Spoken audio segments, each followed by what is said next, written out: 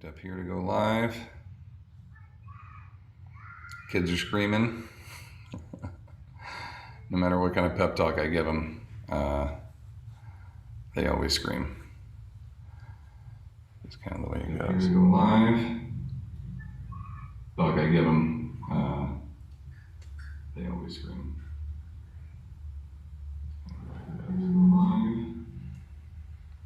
There we go. All right, gang. Well, let's pop over here and let's go ahead and get rolling. Well, good morning or good afternoon, wherever you're at. Thank you for joining me. Today, I'm going to talk about, I know I'm very close here, sorry. Today we're going to talk about my friend Janie, who just passed away. And grab this here real quick. And I want to talk about her service and just my experience with her. I feel very blessed to have had an opportunity to get to work with her, and I wanted to share it with you guys and show you a couple of videos and get my mic on here so I do her justice. Okay, there we go. All right. So where does this all start? Maybe, I don't know, 4 years ago or so. A very good friend of mine, Janie knows, little Jen, Olympic lifter, was working at a local gym here, and she had a client who hurt her back, and she said, you know, hey, you should go see Rob. And Rob's go to working with people like this, with this kind of injury, you know, head down to his gym. So Jen connected us. Janie ended up coming down, and we worked together, I would say like a year and a half, 2 years, something like that.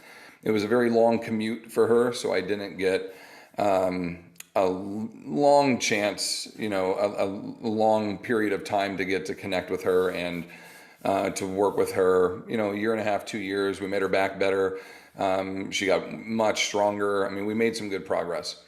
And then pandemic came, and you know, we had to shut down, and 9 months later we closed. So that kind of ended a relationship with a lot of our clients because we, you know, some wanted to go online, some did not. And Janie tried a little bit of the online training and just really felt like it wasn't for her. And I totally, you know, I understood. And I didn't hear from her for a while. So April 1st comes around in 2021, and she finds out that she has cancer, and all over her, like in her multiple different locations, her brains, her lung, her stomach, like all over. And I didn't know this at the time, but she called me at like midnight one night. And you guys know me, I'm asleep at like 7:30, so I don't see this right away. I wake up at, you know, 2 o'clock or whatnot to start my day, and I see this missed call from her. And she's very upset, and hey buddy, I'm on live right now, but good morning. Thank you for my huggies. Oh, here comes the other. Good morning. Hi buddy. Thank you. All right, go on and close the door all the way up, buddy. Thank you. So I get this, you know, this panicked phone call from her. So I call her back, and she goes, you know, hey, I just found out that I'm sick, and you were the first person I thought of that would be able to help me. She goes, I need a miracle, and I need somebody to help me get strong. I don't want to go out, you know, just laying here. Like, I want to beat this. And I said, hey, you know, I've had cancer twice, but luckily I never had to go through any kind of chemotherapy. I just had surgery. So I don't really like saying I'm a cancer survivor. I prefer to say that I'm a pretty major surgery survivor, because just removing that versus going through chemo and radiation and all that, it's not the same as wearing that badge that says you know you're a cancer survivor. So I knew the fear, and I knew that you know, when somebody looks at you and says you're sick, I knew that, and I connected with her right away on that. She knew that story. I think that's why she reached out to me. And I said, all right, come tomorrow. We'll get started. And she goes, okay. So apparently I didn't know any of this, but after her service this weekend, I was told the backstory of all this from Jeremiah, her brother. So her brother then talks to her and she goes, I've got this guy named Rob, who in their family became this guy Rob, was how they referred to me. And so they said, who is this guy Rob? And she goes, oh, he's my trainer. He's going to work with me and help me through this. And right away, Jeremiah was like, this is a scam. Guy's trying to get money from you. Like this is, it didn't think it was legit. So I get a phone call from who I think is Janie. It's on her phone, but it's Jeremiah. And he's grilling me. Like, he's just like, what do you, question by question, what do you want to do? How do you think this will help? And I'm just like, hey, I answered every question. I went through it all. And as he said this weekend, he goes, within a couple of minutes, he could tell that I was sincere and legit and that I just wanted to help. And so she came in the next day. And you guys know our studio, we have a driveway, and right next, there's a little path that kind of comes up right to the door. He had to like back up in this spot because she's on a walker. She could barely kind of stand and get around. I have a couple videos I'm going to show you. And so to get her in this door, she put the walker in. Jeremiah's holding her from her shoulders behind. I have to pick up her leg and like lift it over this little 2-inch lip to get her in here because she couldn't move her feet, couldn't move her legs. She's wearing sandals because she couldn't get her feet in, into shoes.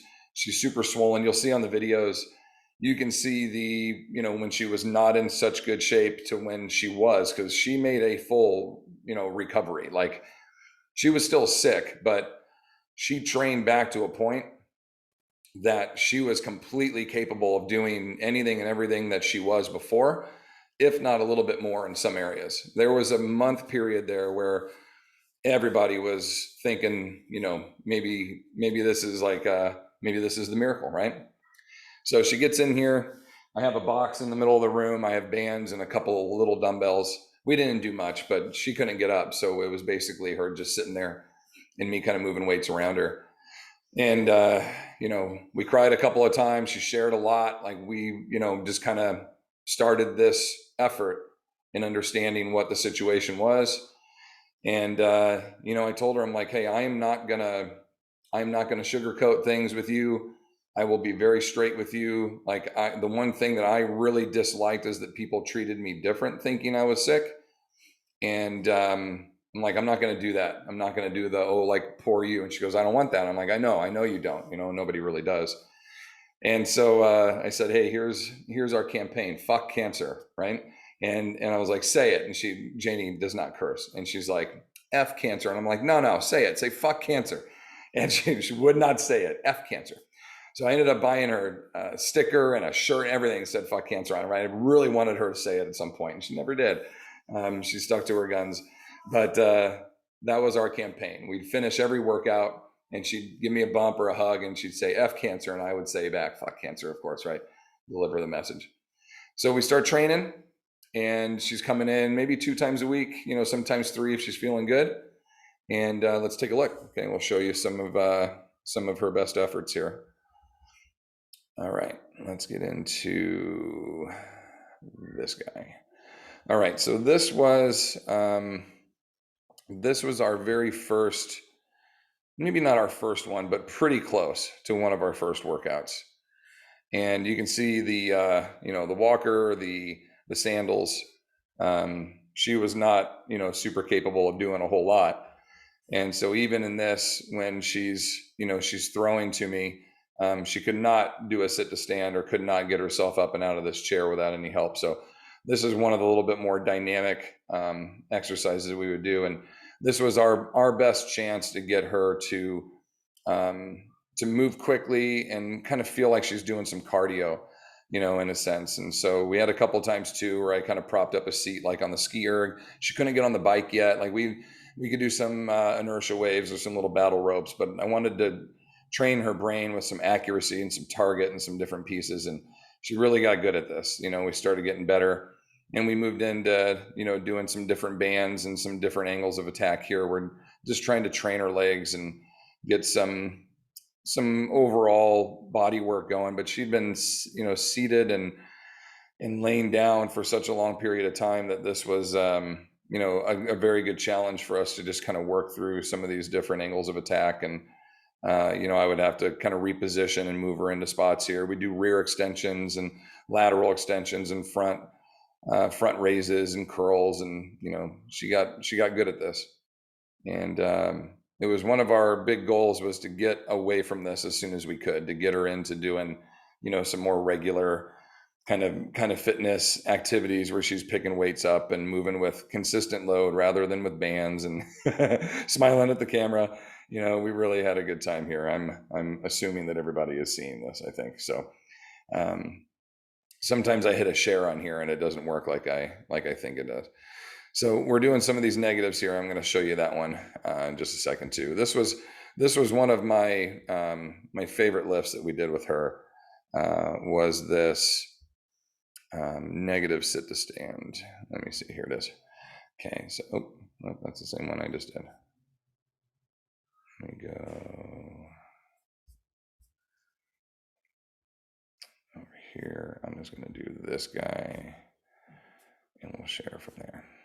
Okay, so here we are. You'll see her attempt a couple times to do a stand on her own, and she can't without pressing her arms or without using some kind of momentum. So we would work these negatives. Okay, I've got a 12-pound kettlebell or a 10-pound kettlebell, and so she would come down as slow as she could, slow, basically doing a negative. And you can see like the forward tilt, the push with the hands. She was getting better. We were building some really good strength, and these negatives helped us so much. Like, I can't stress enough, you guys, how important eccentric training is. And in this case, like if you really struggle, see here she is, she's trying, right? I'm like, try not to use your arms, just drive with the legs. Had to use her arms a little bit, but slowly we started getting better at this, and we needed less walker and less support. And you could see even like in the clothing that she would start to wear, she started to wear more athletic, gear, because she felt like she was training a little bit more dynamically. And so we kind of progressed and built into some other exercises that encouraged her. That's why I love this tank so much, is it's basically like a loaded walker, right? She had an opportunity to keep herself supported. The wheels weren't going to spin out. All I could do was go forward and back, but she could kind of work some range and build some different levels of strength. And we would do these toe and rows. She'd get to row in the tank, and then I would drag it back and she would row again. And we really started making some good progress. This was one of the most important days, is when we got her on the bike. She could not pick her leg up and get it over the center console there, if you will, on the bike. And so the struggle was getting her feet, into position and like getting her up and over without feeling like she was going to tumble. And we had to adjust the seat and change some things, but we got her to the point where she was able to ride and was very capable and able to do it. And we used it as a good conditioning piece. And she was so happy. This is one of my favorite shots right here, is, seeing how happy she was. That was a big one for us to check off right there, was getting her on that guy. And then we started working off the floor. Now I was confident she wasn't going to tumble, and didn't need a chair or seat behind her. She really started to build some good strength in here, and we were able to start picking up some stuff. And I could tell when she was getting tired, we would start to, I'd just secure and make sure she was good if I saw her getting lightheaded and such. And so now check out the shoes. Okay, we're in sneakers, no longer in her sandals. We've got about 40 pounds on there, okay, up from the 10 that we started with. I'm not in the picture. She's she was getting very capable. We were really building and progressing. And then we went into our Rocky phase, started rocking the beanie. It did get colder too, I'll give her that. And, just getting strong. I mean, she's got 115 pounds on this pivot point. She really started to regain a big chunk of her strength.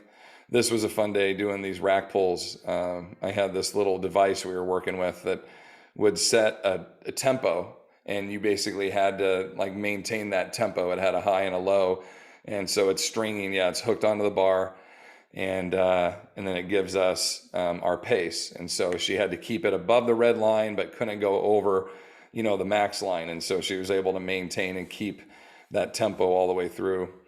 And we just saw really great progressions from where she was on the left, working these negatives, to be able to build up to a monk, and then all the way to, a sand roll. And this was the day that I think she was probably at her best. We did so much on this day. We were outside pushing the tank. She was throwing med balls. She was doing these little single arm swing. We call these monk squats with a sit to stand. And she's down to 18 inches. You can see that, there's some struggle, but she was doing it. And we were working landmines. She got very strong.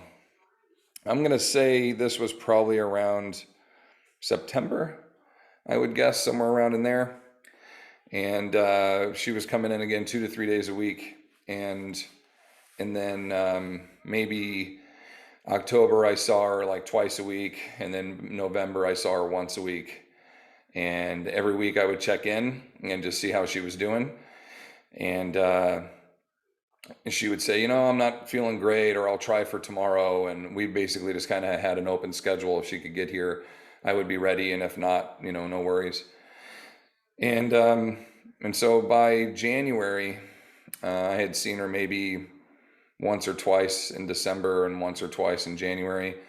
And I did my regular, Sunday checkup. Hey, what's the plan? How are you feeling? Will I see you tomorrow? And she just wrote back, I'm going to be out for a little bit. And I said, all right. I called her training partner, Kendra, and talked with her a little bit. And she's like, she feels like she's letting you down. She's, always telling you she can't make it. And I said, all right, I'll back off a little bit. I didn't want to put pressure on her. I just said, like, hey, I'm here when you're ready. I'll stop hounding you, something like that. And, she was like, I appreciate it. I'm trying. I'm like, hey, I never doubt that. So I didn't hear from her for a couple of weeks. I would just send her a text every other week or so to just, check in and see how she was.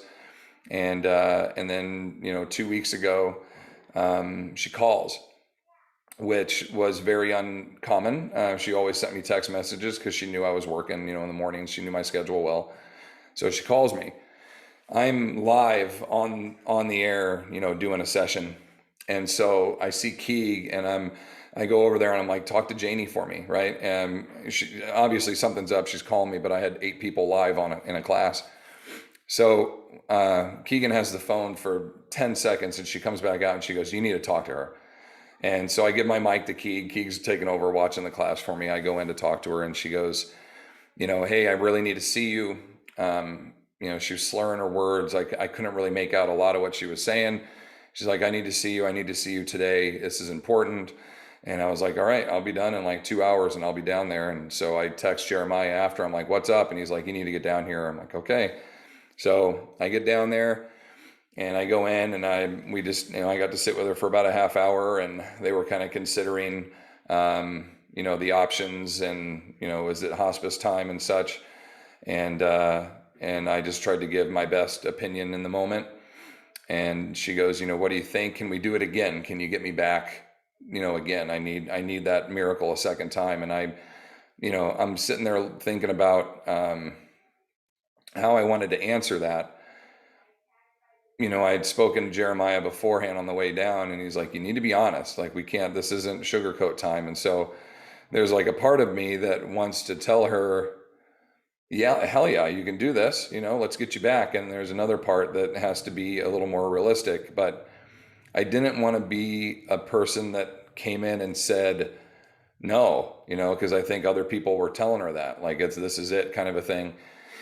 So I said, well, let's look at the situation. Can you do this, this, this, and this? And I went down the list, and they were simple things like stand up on your own. Can you walk?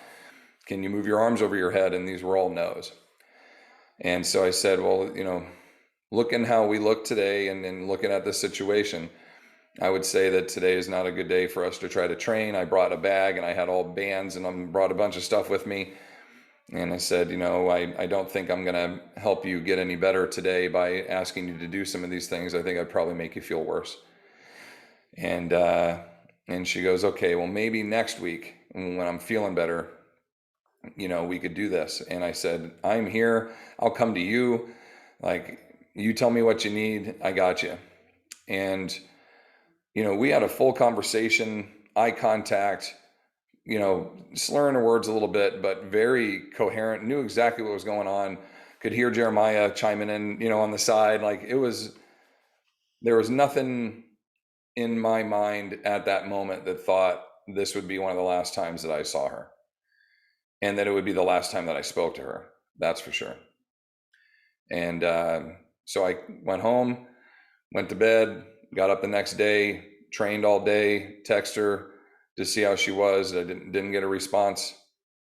My sister-in-law had her birthday party, so we were out partying and all dressed up and having a good night. And we get home and we get in bed, and literally the second I put my head down, the phone rings, and it's Jeremiah, and he goes, you should get over here real quick if you want to say goodbye. Well, he said, things are not looking good. This is the end. And I said, would you mind if I came and said goodbye? And he said, absolutely. I'm like, I don't want to impose, there's family and this and that. And he goes, no, some other people have come by, we'd be happy to. There's just a couple of family members here, he says. And so I'm like, all right. So I was there in 10 minutes. And I walk in, and the entire family is there, not a couple, which was extremely intimidating to walk into the situation, to see the entire crew. You could feel how important this moment was, and you could feel the love in the room. And Jeremiah came over and hugged me, and he's like, she can hear you, we think, but she can't speak. The chair that she was in, there was a bed there now. We found out over the weekend during the service that she was, really upset about that, did not want to do hospice and did not want to have, her house changed. She was very particular, beautiful house, and just how she kept everything. The service was so cool. It opened my eyes to so much more about her and what kind of person she was, and everything that I thought and imagined. She was a beautiful person inside and out. And I miss my friend, I do miss her a lot. And so we had a moment to sit down together. And as I sat down on the bed, her sister-in-law was sitting behind me, just kind of had her hand on her feet and was just kind of chilling there. And they were playing music, and most of the family got up and they all left the room. And I thought, like, was hoping I wasn't upsetting anybody being there. And then they all came back in with folding chairs, and they all like circled around and all sat together with her for a couple of minutes. And it was really good. It was like,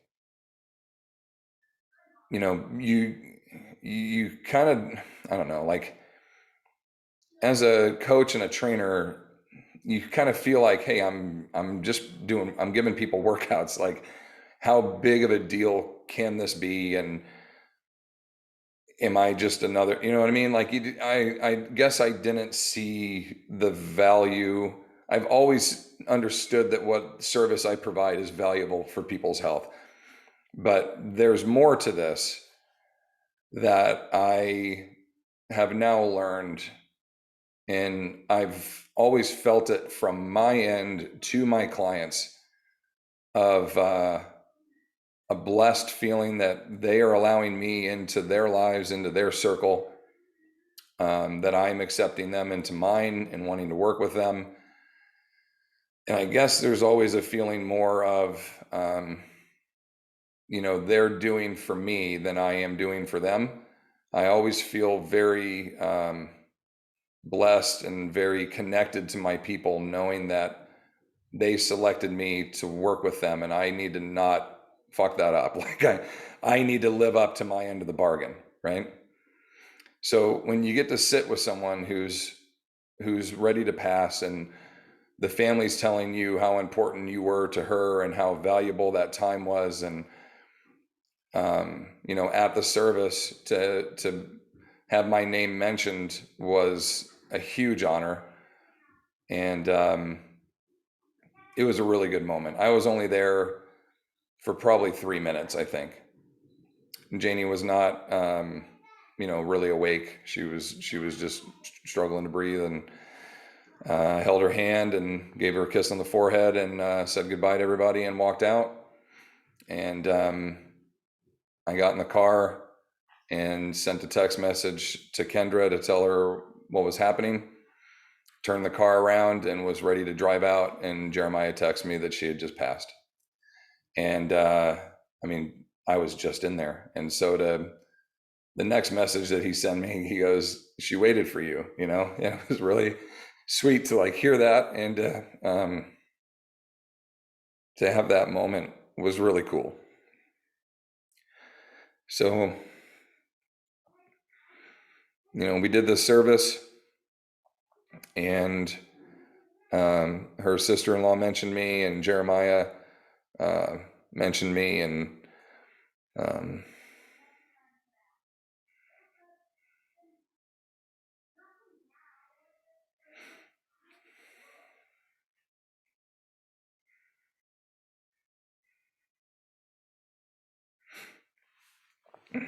these are more than workouts. And the people around us, though it's a small circle of people, and I choose for it to be that way, we're very connected. And for you trainers and coaches out there, it's more than just workouts. Don't do that to yourself and thinking about it that way. You're doing a lot more for these folks, a lot more than you think. And I didn't really know it until I heard Jeremiah talk about it. And he spoke about me for, I don't know, 5 minutes. And I just had the hardest time controlling myself in there. My body was shaking, and my daughter Peyton's holding my hand. She's crying because I'm crying. And I mean, it was just a powerful moment, something that I will never forget. And I feel very honored and blessed to have had the opportunity to work with her and to connect with her family, and to have the chance to make a difference in her life that I hope I'm doing with other people as well.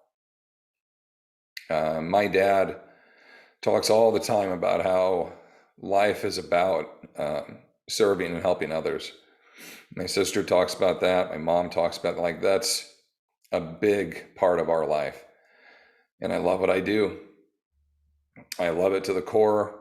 I love every moment that I get to be here to work with people and to have a story that I don't just get to tell from my side, that I get to hear about from the other side, from the family members and the connection that we had to hear a word. And I'm not saying this to, you know, pat myself on the back. This is Jeremiah's word, but to have him suggest that I was an angel sent to help her just really rang home with me, man. Like, it was a good day. We were there for a sad reason, but it was a beautiful day. I got to hug her mom and shake her dad's hand and hug every family member. And, you know, I played a very small role in her life, but I got to see what a beautiful person she was and how much she connected to others, and the fact that she chose me.